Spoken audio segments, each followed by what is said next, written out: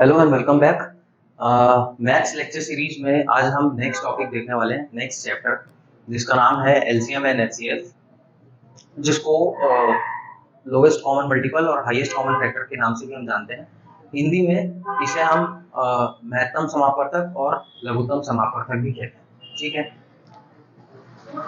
बहुत important topic है। हर exam में या तो डायरेक्ट क्वेश्चंस आते हैं या इससे रिलेटेड दूसरे क्वेश्चंस आते हैं, और इसके एप्लीकेशंस आपके स्पीड और डिस्टेंस वाले चैप्टर में भी यूज होते हैं। इसके अलावा एवरेज में भी इनका उपयोग है, और भी बहुत सारे चैप्टर्स में एलसीएम और एचसीएफ का इनडायरेक्टली उपयोग होता है। तो डायरेक्ट और इनडायरेक्ट क्वेश्चंस दोनों को अगर आपको बहुत अच्छे से समझना है, कंसेप्ट को क्लियर करना है, तो आपको बेसिक्स बहुत अच्छे से जानना पड़ेगा। और आप बेसिक्स समझ जाएंगे तो आप फिर, जिस प्रकार से मैं बोलता हूँ हमेशा कि एक बार आप प्रोसीजर और प्रक्रिया को बहुत अच्छे से समझ गए तो आपको गणित को कभी रटने की आवश्यकता ही नहीं पड़ेगी। आज जो मैं एलसीएम और एचसीएफ की ट्रिक बताने वाला हूँ, ये मेरे ख्याल से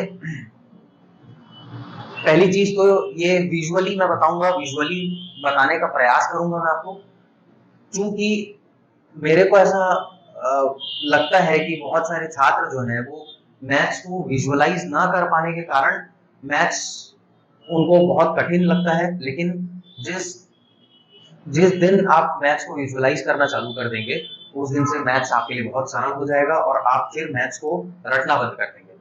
तो आज जब एलसीएम और एचसीएफ को मैं आपको वेन डायग्राम वाली विधि से विजुअल तौर पे आपको बताऊंगा, तो आप उस कंसेप्ट को कभी नहीं भूलेंगे, और उससे आपको एलसीएम और एचसीएफ जो अभी तक के कन्वेंशनल मेथड से हम उसको निकालते हुए आए हैं, कुछ छोटे क्वेश्चंस में आपको उस मेथड को यूज करने की जरूरत नहीं पड़ेगी, आप ओरली उसका आंसर कर पाएंगे।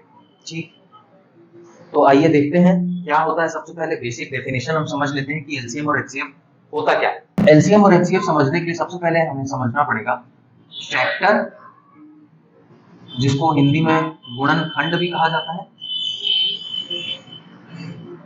और मल्टीपल, जिसको हिंदी में गुणज कहा जाता है। ठीक है, उदाहरण से मैं आपको समझा देता हूँ। फैक्टर का अर्थ होता है, जैसे कि हम 36 का फैक्टर निकाल रहे हैं, तो ये हो जाएगा, फैक्टर निकालने की जो विधि है, गुणनखंड निकालने की जो विधि वो ऐसे है, 2 से भाग दिए तो 9, 3 से भाग दिए तो 3, 3 से भाग दिए तो 1, तो ये होगा इसके गुणनखंड।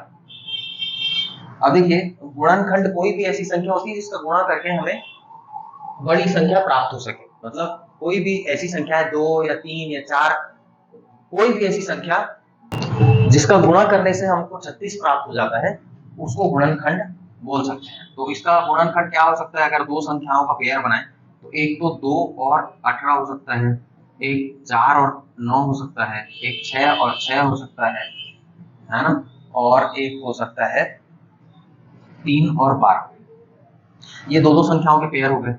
3 के अगर बनाने हैं तो 3 के 2 और 2 और 9, और क्या हो सकता है, 2 और 3 और 6। तो इस प्रकार से और भी ऐसे 3 के पेयर्स बन सकते हैं।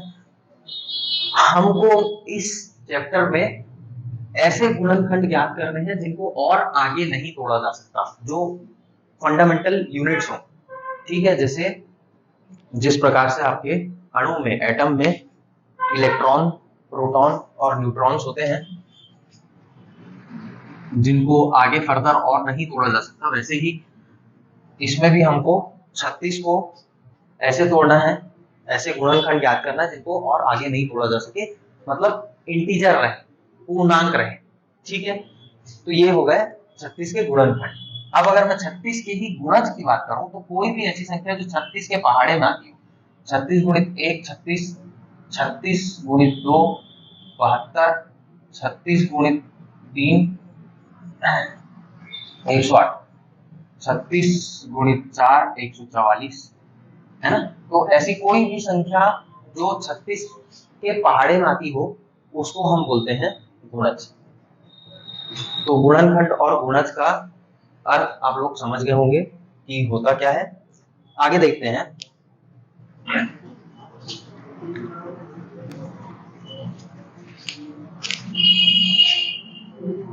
लघुत्तम समापवर्तक से शुरू करते हैं।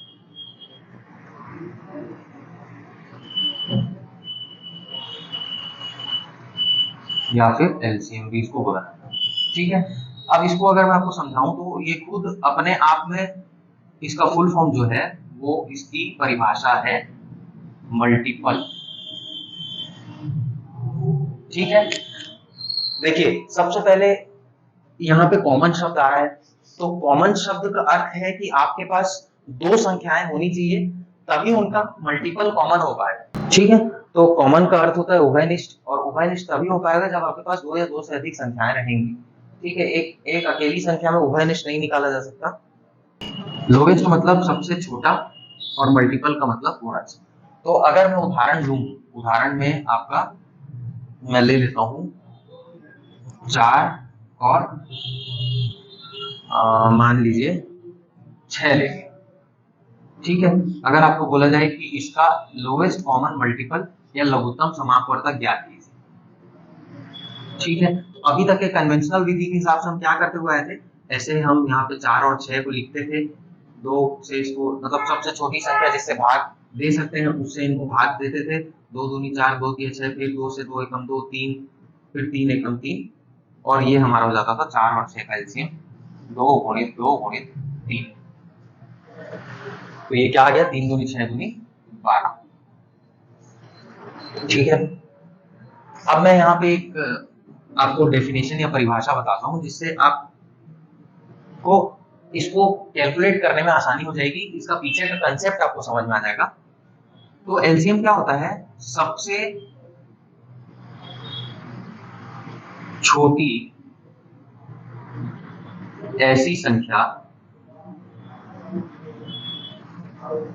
जो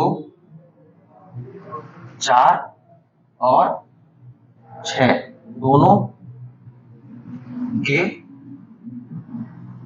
पहाड़े में आए। अब पहाड़े में आए का मतलब है गुणज हो। ठीक है, पहाड़े में आए का मतलब ही होता है गुणज हो, 4 और 6 दोनों के पहाड़े में है गुणज। ठीक है, ये हो गई इसकी परिभाषा। तो अब आप देखिए कि 4 का पहाड़ा अगर लिखे तो 4 दूनी 8, 4 तिया 12, 4 चौक 16, 20, यहीं तक लिख लेते हैं। 6 एकम 6 दूनी 12, 6 तिया 18, 6 चौक 24, 6 पंचे 30। अब यहाँ पे आप दोनों के पहाड़े में देखिए कि सबसे पहली उभयनिष्ठ संख्या जो दोनों के पहाड़े में आ रही वही सबसे छोटा गुणज होगा 4 और 6 दोनों का। तो यहाँ पे देखिए कि 12 यहाँ पे भी और 12 यहाँ पे भी, और यही सबसे ऐसी पहली संख्या है जो दोनों में उभयनिष्ठ, दोनों में कॉमन है।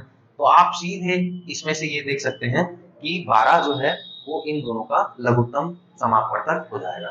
ठीक है, उसकी आसान सी परिभाषा ये है कि सबसे छोटी ऐसी संख्या जो 4 और 6 दोनों के पहाड़े में आए हैं, 4 और 6 दोनों का गुणज। एक और उदाहरण लेते हैं 12 और 18। ठीक है, तो एक सबसे छोटी ऐसी संख्या जो 12 और 18 दोनों के पहाड़े में है, तो 12 दूनी 24, 12 तिया 36, 12 चौक 48, 12 पंच 60, यहाँ तक देख लिए 18 दूनी 36। देखिए यहाँ पे सबसे पहली ऐसी संख्या जो दोनों के पहाड़े में आई वो है 36, तो 36 इन दोनों का लघुत्तम समापवर्तक हो जाएगा। एक और उदाहरण देख लेते हैं 24 और 36। ठीक है, अब सबसे छोटी ऐसी संख्या जो 24 और 36 दोनों के पहाड़े में है। अब ये क्या हो रहा है कि जैसे जैसे बड़े संख्याओं के हम और बढ़ रहे हैं तो थोड़ा सा कठिन होते जा रहा है, लेकिन इसको जब हम वेन डायग्राम के माध्यम से पढ़ेंगे तो आपको पिक्चर एकदम क्लियर हो जाएगी, उसके बाद आपको बिल्कुल भी समस्या नहीं होगी। ठीक है, तो 24 दूनी 48, 24 तिया 72, 36 दूनी 72। तो ये एक ऐसी संख्या हो गई जो दोनों के पहाड़े में सबसे पहली ऐसी संख्या जो दोनों के पहाड़े में आती है और दोनों में उभयनिष्ठ हो। ठीक है, तो ये कुछ उदाहरण हो गया। अब इसी को मैं वेन डायग्राम से अगर समझाना चाहूँ तो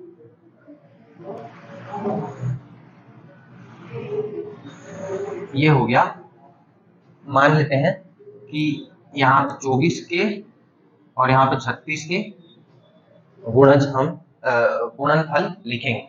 ठीक है, 24 के गुणनफल क्या हो जाएंगे? 2, 12, 2, 6, 3 और ये 3। ठीक है, 2 दूनी 4 दूनी 8 या 24।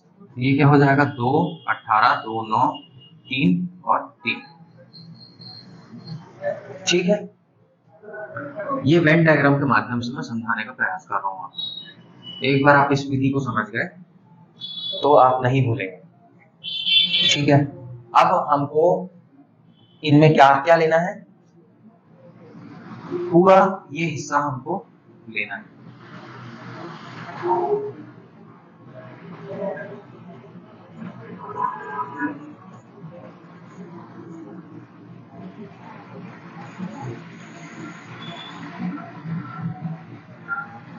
यही होता है आपका लघुत्तम समापवर्तक, एलसीएम। ठीक है, एक हिस्सा ये रहेगा, एक हिस्सा ये रहेगा और एक हिस्सा जो बीच में इनका गैप है वो रहेगा। ठीक है, तो ये जो हिस्सा है ये दोनों में आने वाला उभयनिष्ठ गुणनखंड है, मतलब कॉमन फैक्टर्स जो है दोनों के, वो ये हिस्सा है। ठीक है, तो आप देखिए यहाँ पे दोनों में कॉमन क्या है? 1, 2 है और 1, 3। तो ये एक बार इसको लेना है, एक बार इसको और एक बार इसको, और यहाँ पे क्या बच रहा है? यहाँ पे बच रहा है 2 और यहाँ पे बच रहा है 3। ठीक है, तो आपका एलसीएम सीधा सीधा क्या आ गया? 2 ये वाला, फिर 2 और 3, फिर 1, 3। तो ये आ गया आपका 24 और 36 का। कुछ छूट गया है लग रहा है। 1, 2 कॉमन, 1, 2 और कॉमन है। ठीक है, यहाँ पे इसको और बड़ा बना लेता हूँ मैं। तो ये 2, तो 1, 2 और बढ़ जाएगा इसमें। 2 दूनी 4 दूनी 8 दिया 24 दिया 72। ठीक है, तो अगर आप ये डायग्राम पूरा याद रखें कि एक ये हिस्सा रहेगा सर्कल का,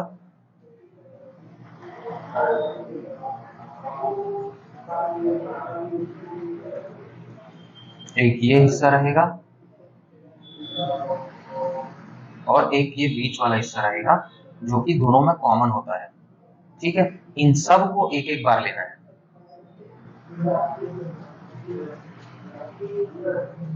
ठीक, अब जैसे उदाहरण के रूप में और अगर दूसरी संख्या लूं, ठीक है, जैसे 16 और 24 लेते हैं, 16 और 24। ठीक है, तो 16 और 24 में इसका 2, 2, 2, 2, 2 दूनी 4 दूनी 8 दूनी 16, 2, 12, 2, 6, 2 दिया और 3, 12 दूनी 24। अब देखिए ये 16 का, ये 24 का और ये उभयनिष्ठ गुणनखंड। ठीक है, तो उभयनिष्ठ सबसे पहले 2, 2 आ गया, तो 1, 2 यहाँ पे लिख लिए, ये 2 यहाँ पे लिख लिए, दोनों में है। 1, 2 और कॉमन है, तो यहाँ पे 3, 2 आ गया।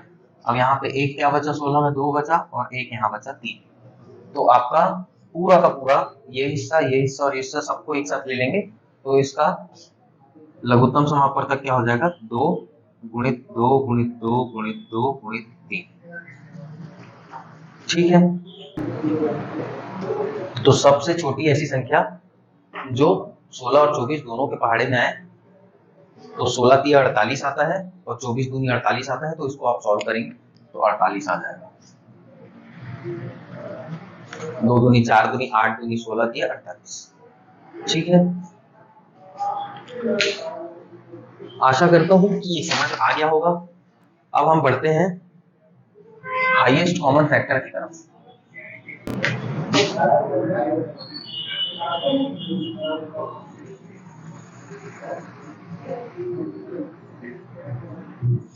महत्तम समापवर्तक।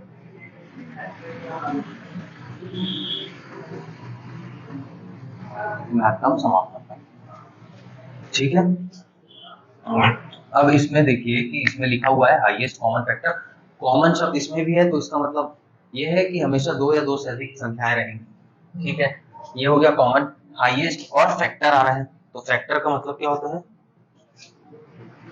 एलसीएम में मल्टीपल था, अब इसमें फैक्टर है।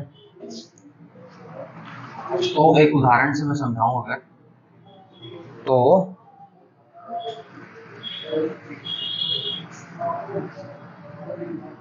36 और 48 अगर लिए जाए, ठीक है, और बोला जाए कि इनका महत्तम समापवर्तक ज्ञात, तो सेम वही विधि हम अपनाएंगे।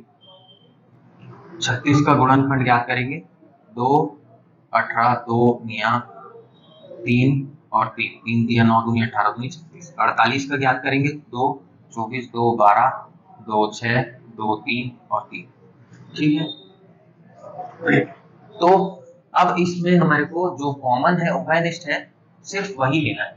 कॉमन फैक्टर्स बोला है ना, तो इसमें कॉमन क्या क्या है, 2 है, 1 2 आ गया, यहाँ पे फिर से 1 2 है तो 2 आ गया, 1 3 है तो 1 3 आ गया, 3 दूनी 6 दूनी 12। तो इसका अगर मैं जैसे लघुत्तम समापवर्तक की परिभाषा बताया था, वैसे ही एक परिभाषा इसकी बताऊं, तो सबसे बड़ी ऐसी संख्या जिसके पहाड़े में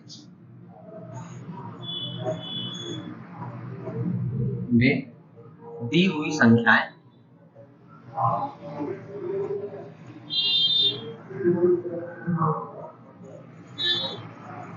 आ जाए।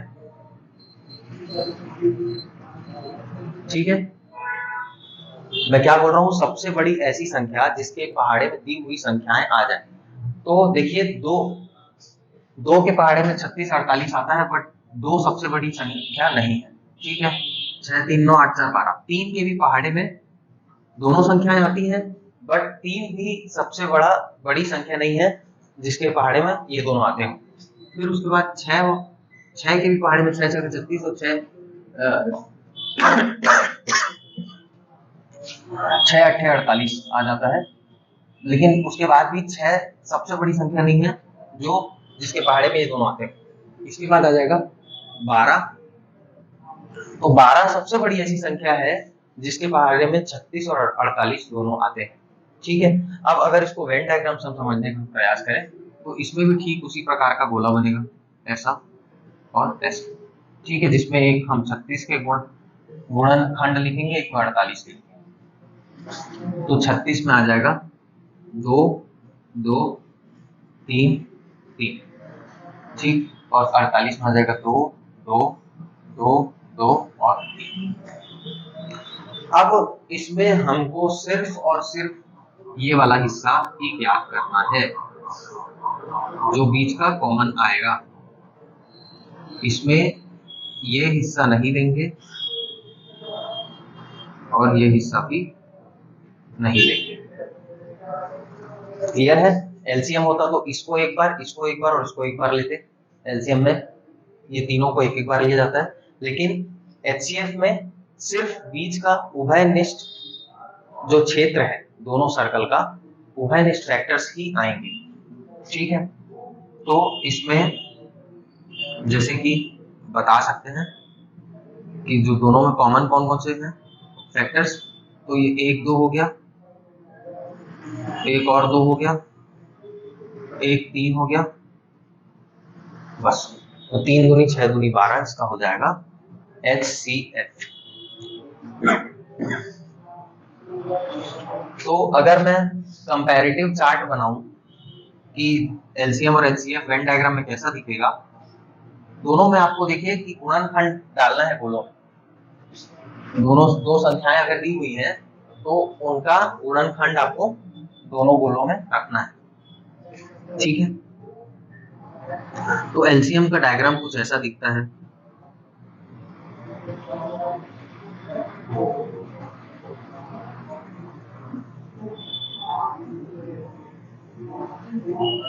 जिसमें आपका पूरा क्षेत्र लिया जाता है, ये सर्कल लिया जाएगा,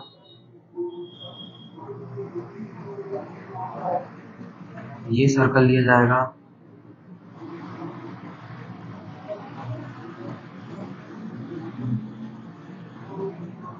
और ये सर्कल भी लिया जाएगा।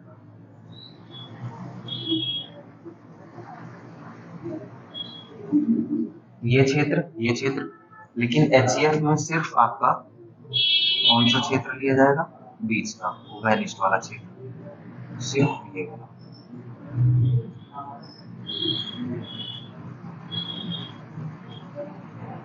सिर्फ ये क्षेत्र, और इसमें ये तीनों, ये और ये।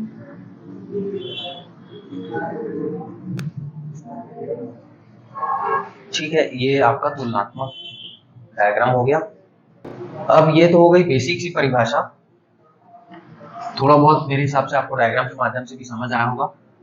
जब क्वेश्चंस प्रैक्टिस करेंगे तो एक बार और इस विधि से आपको बता दूंगा।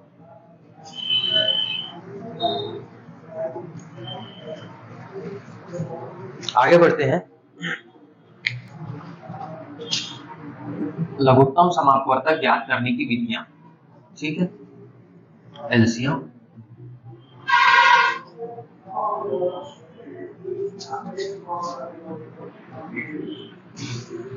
करने की विधियां, ठीक है, ये हम देखेंगे। तो पहली विधि क्या होती है, पहली विधि होती है गुणनखंड विधि।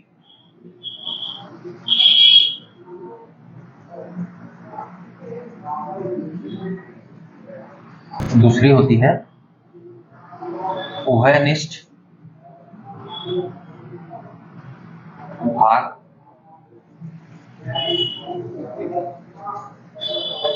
ठीक है। गुणनखंड विधि अगर देखें,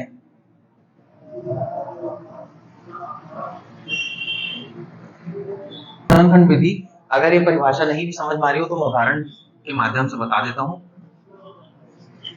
जैसे कि 24 और 36 का अगर लघुत्तम समापवर्तक निकालना है तो हम 24 और 36 को इनके अभाज्य संख्याओं के घातों में लिखेंगे। जैसे सबसे पहले इसको तोड़ते हैं, 2 गुणित 2 गुणित 2 गुणित 3, ठीक है। तो हम क्या लिख सकते हैं, 2 का पावर 3 गुणित 3 का पावर 1। और 36 को हम क्या लिख सकते हैं, 2 18 2 दिया 2 2 18 2 दिया 2 3 3 दिया 9 दिया 18 2 36, ठीक है। तो ये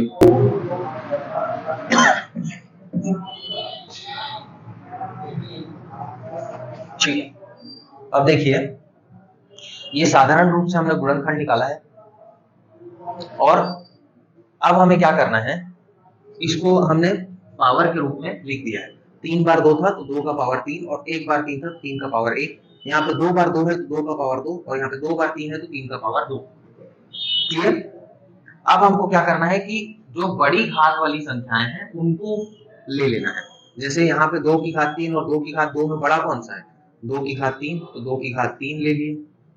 3 की घात 1 और 3 की घात 2 में बड़ा कौन सा है, 3 की घात 2, तो 3 की घात 2 ले लिए। इसको हल करेंगे तो हमारे को हमारा उत्तर लघुत्तम समापवर्तक पता चल जाएगा। 2 का घात 3 होता है 8, और 3 का घात 2 होता है 9, तो 8 निया 72,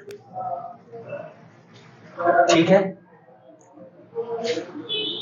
अगर आपको 36 और 54 का लघुत्तम समापवर्तक निकालना हो, आप लोग अगर ट्राई करना चाहते हैं तो वीडियो को पॉज कर लें और इसको इस विधि से आप निकाल के देख सकते हैं। सबसे पहले हम निकालेंगे गुणनखंड, तो ये हो जाएगा 2 गुणित 2 गुणित 3 गुणित 3, तो इसको हम लिख सकते हैं 2 का स्क्वायर गुणित 3 का स्क्वायर। फिर इसको हम क्या लिख सकते हैं, 2 27 3 या 3 और 3, तो ये होगा 2 का पावर 1 और 3 का पावर 3। यहाँ तक के क्लियर। अब हमको बड़ी घात वाली संख्याओं को लेना है, तो इन दोनों में 2 की घात बड़ी कौन सी है, 2 की पावर 2, और इन दोनों में 3 की घात बड़ी कौन सी है, 3 की पावर 3। तो इसका उत्तर क्या आ जाएगा, 2 का स्क्वायर 4 और 3 का 27 28, 2 कैरी 4 दूनी 8 2 10, 108 इनका लघुत्तम समापवर्तक आ जाएगा। ठीक है, तो ये पहली विधि हो गई जिससे निकाला जा सकता है। दूसरी विधि उभयनिष्ठ भाग विधि, तो हम सेम संख्याओं को उभयनिष्ठ भाग विधि से भी निकाल लेते हैं। ये वही कन्वेंशनल विधि है जो आज तक हम यूज करते हुए आए हैं। तो 24 और 36 को हम बाजू में लिख कर दोनों को एक साथ भाग देंगे। 2 12 2 18, 2 छक्के 2 निया, 2 तिया 9, 3 एकम 3 तिया और 3 और 1 और 1। तो ये हो गया हमारा एलसीएम 2 × 2 × 2 × 3 × 3। 2 दूनी 4 दूनी 8 के 24 के 72। ठीक उसी प्रकार 36 और 54 का अगर देखें, 2 18 2 27, 2 निया 27, 3 तिया निया, 3 एकम तिया 3 1 और 1।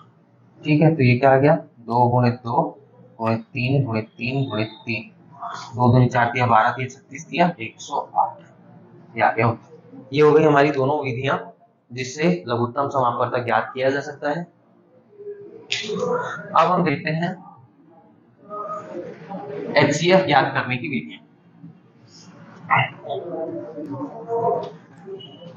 एचसीएफ या महत्तम समापवर्तक ज्ञात करने की विधि।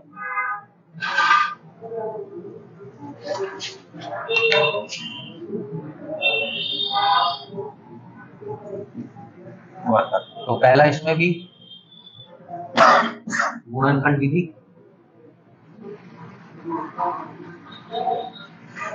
जो मैं बता चुका हूं। ठीक है, इसमें हमारे को दोनों में कॉमन जो फैक्टर्स होते हैं दोनों संख्याओं में या तीनों संख्याओं में उन्हीं को बस लेना है। तो दी हुई संख्याओं का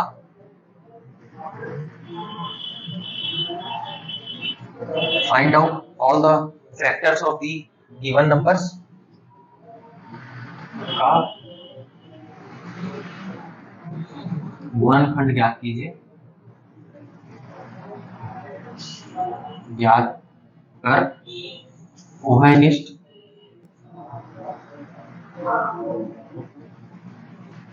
गुणनखंड निकालने, वही महत्तम समापवर्तक होगा। ठीक है, जैसे कि मान लेते हैं फिर 24 और 36 है, तो 24 का 2 × 2 × 3 × 3, 3 3 9 दूनी 18 दूनी, अरे ये तो 36 का हो गया, ये हो गया 24 का, 2 8 ये 24, 2 × 2 × 3 × 3। ठीक है, अब हम इसमें से उभयनिष्ठ गुणनखंड निकाल लेंगे। तो 2 2 दोनों में है तो 1 2, ये 2 2 दोनों में है तो 1 और 2, अब 1 3 दोनों में है तो 1 3। तो ये हो गया आपका महत्तम समापवर्तक। ये हो गई गुणनखंड विधि। दूसरी एक विधि होती है जिसको बोला जाता है भाग विधि। एलसीएम में उभयनिष्ठ भाग विधि थी, इसमें सिर्फ भाग विधि है।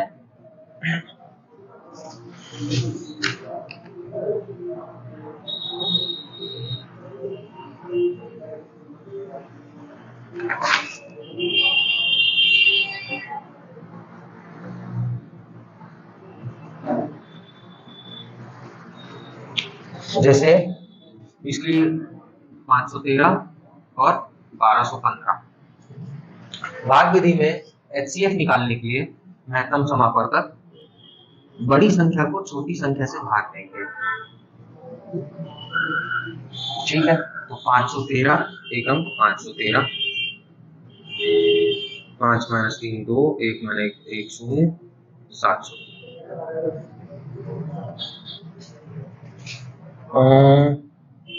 नहीं, ये 2 बार में जा सकता है।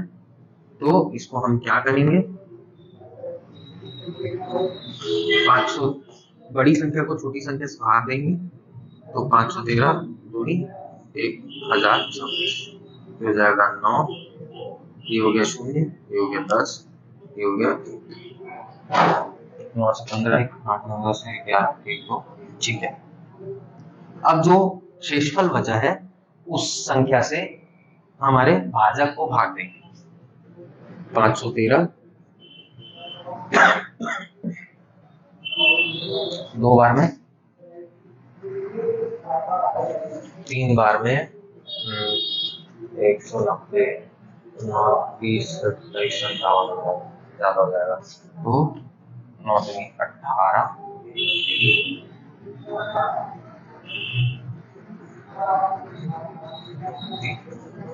13, 8, 5, 13, 10 हुआ, 3, 1, 4 हुआ, 135। अब इस 135 से 189 को भाग देंगे और ये हमारे को तब तक भाग देना है जब तक कि शेषफल शून्य ना आ जाए। तो 135 एकम 135, 9 माइनस 1 4, 9 माइनस 5 4, 8 माइनस 3 5, 54 से फिर 135 को देंगे, 54 दूनी 108, यहाँ से मैं फिर यहाँ पर कर देता हूँ 54, 135, 54 दूनी 108, फिर हो जाएगा 8 7 15, तो 27 से फिर 54 को 27 दूनी 54। तो आपकी ये जो संख्या आई है ये आपका HCF हो जाएगा 513। जो आखिरी भाजक होगा, अंतिम भाजक, जहां पे भाग देने के बाद शून्य बचा, तो अंतिम भाजक जो होगा वो ही आपका क्या होगा, ये आपका महत्तम समापकर्ता होगा। ठीक है, तो आप लोगों को दोनों विधियां समझ में आ गई होंगी।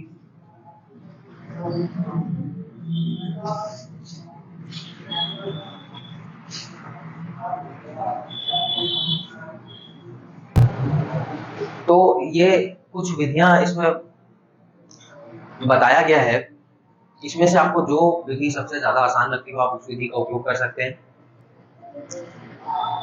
अब हम देखते हैं कि भिन्नों में, भिन्नों का मतलब फ्रैक्शंस का HCF और LCM कैसे ज्ञात करें।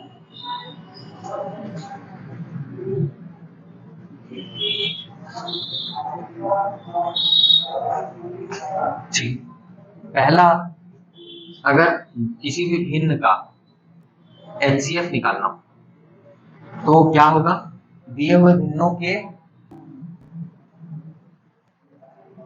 दिए गए भिन्नों के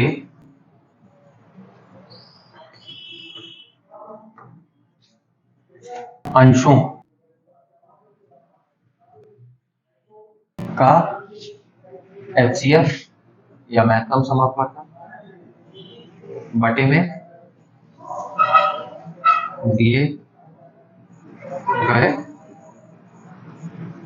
भिन्नों के हरों का LCM या लघुत्तम समापक। और दूसरा, अगर दिए गए भिन्नों का LCM निकालना हो तो दिए गए भिन्नों के अंशों का LCM या लघुत्तम समापकर्ता बटे दिए गए भिन्नों के हरों का महत्तम समापकर्ता या HCF, महत्तम समापकर्ता। ठीक है, यह है फॉर्मूला। जब HCF निकालना हो तो HCF of all the numerators upon LCM of all the denominators, और जब LCM निकालना हो तो LCM of all the numerators upon HCF of all the denominators। एक एग्जांपल ले लेते हैं।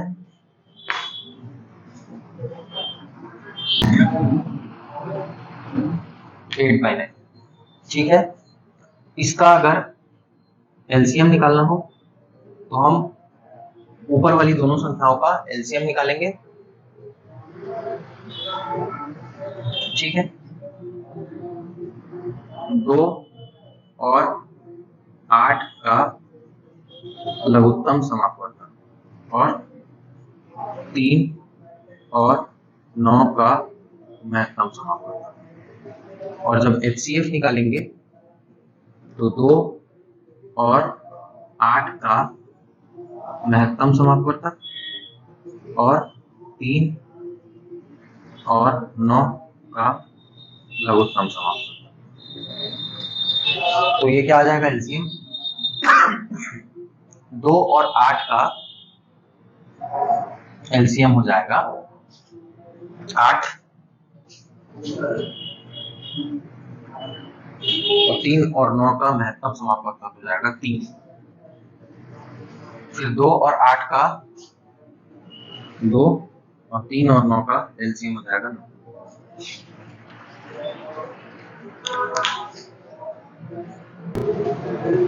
इसके अलावा अब एक छोटा सा फॉर्मूला और बच जाता है।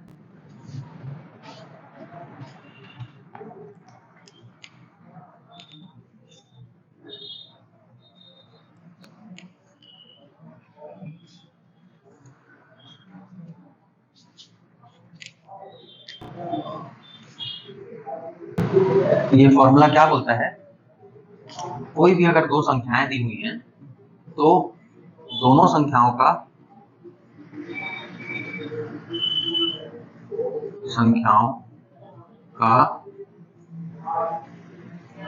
गुणनफल किसके बराबर होगा? दोनों संख्याओं का लघुत्तम समापवर्तक गुणित दोनों संख्याओं का महत्तम समापवर्तक। मतलब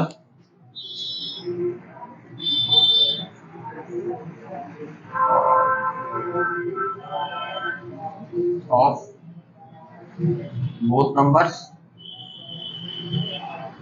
is equal to LCM of both numbers into HCF of both numbers। ठीक है, इसका अर्थ जैसे अगर माने कि दो संख्या ए और बी है तो ए गुणित बी बराबर एलसीएम ए बी गुणित एचसीएफ ऑफ ए बी। ये है आपका फॉर्मूला। अब इसको अगर वेन डायग्राम समझने का प्रयास करें, देखिए ये ए पूरा गोला वेन डायग्राम से अगर समझें गुणित बी पूरा गोला। एलसीएम में हम कौन कौन सा हिस्सा देखे थे? एलसीएम में कौन कौन सा हिस्सा आ जाता है? ये हिस्सा आता है, एक ये हिस्सा आता है, एक ये हिस्सा आता है और एक ये हिस्सा। ठीक है, तो कुल मिला के आप देखिए कि ये दोनों जब ओवरलैप करेंगे तो ये दोनों का ये वाला हिस्सा 2 बार ये आ रहा है, वैसे ही 2 बार ये आ रहा है और एक एक बार ये वाला हिस्सा है। तो ये हमारा फॉर्मूला है। अगर इसको नंबर के उदाहरण से समझाऊं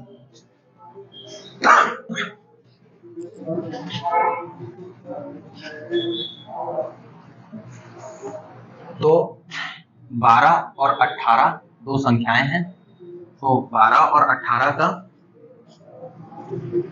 ये हो गया पूर्ण रूप से 12, 2 2 3, ये पूर्ण रूप से 18, 2 3 3। और इसका लघुत्तम समापवर्तक क्या हो जाएगा? Lowest common multiple is 36 36। Diagram में दर्शाएं तो ये हिस्सा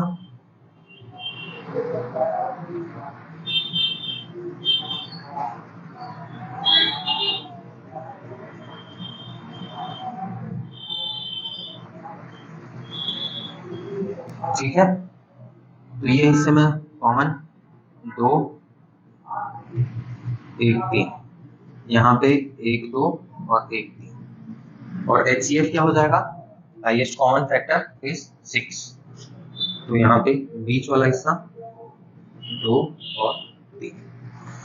तो ये नंबर के माध्यम से मैंने समझा दिया। इन दोनों का गुणनफल कितना आ जाएगा,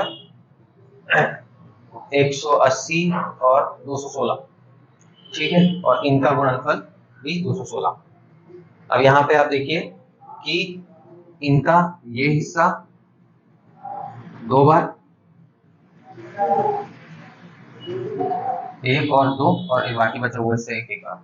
तो ये हो गया वेन डायग्राम, ये नंबर, और ये हो गया,